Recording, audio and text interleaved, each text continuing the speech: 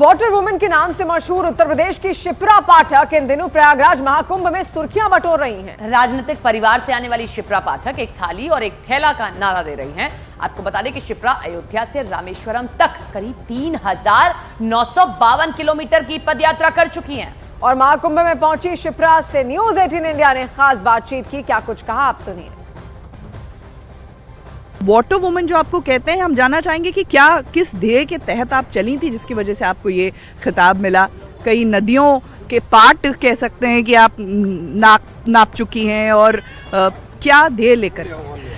लगभग 11,000 के ऊपर मैंने पदयात्राएं की हैं नदियों की सेवा के लिए, और उससे हमें संस्था जो हमारी पंचतत्व है उसमें लगभग 15 लाख लोग जुड़े उन पदयात्राओं से जो 10 वर्षों से हो रही हैं।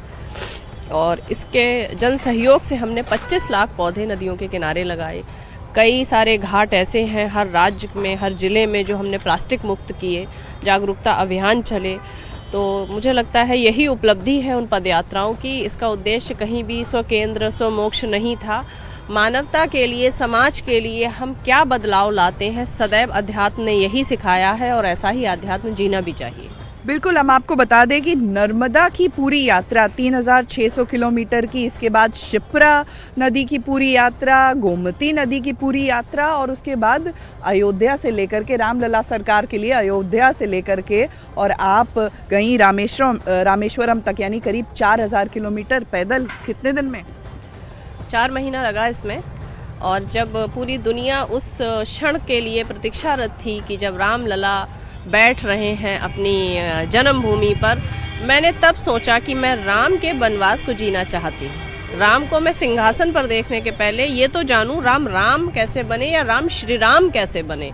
और अभी भी मैंने रामलला के दर्शन नहीं किए हैं। मेरा संकल्प है जब अयोध्या के परिक्षेत्र में मैं करीब 2 लाख पौधे लगा दूंगी तभी जाके राम के दर्शन करूंगी, जिसमें 75,000 पौधे हमारे लग चुके हैं। अब एक बात और, आप थैला लेकर के घूम रही हैं और थाली लेकर के वहाँ पर हमने देखा कि आपकी भतीजी हैं। जी जी जी। तो ये थैला और थाली किस लिए, ये नारा क्यों?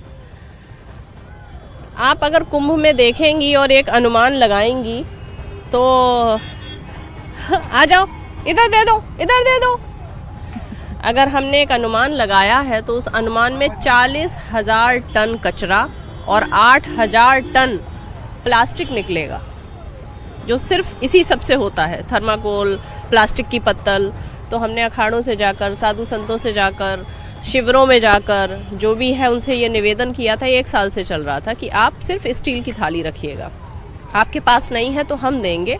और पूरे भारत में जब हमने अपने इस अभियान के बारे में बात की तो भारत के हर राज्य के, हर जिले और हर कस्बे से थालियाँ निःशुल्क भेजी गई हमारे लिए, पूजन करके भेजी गई इस श्रद्धा से कि कुंभ में हमारा सामान जा रहा है।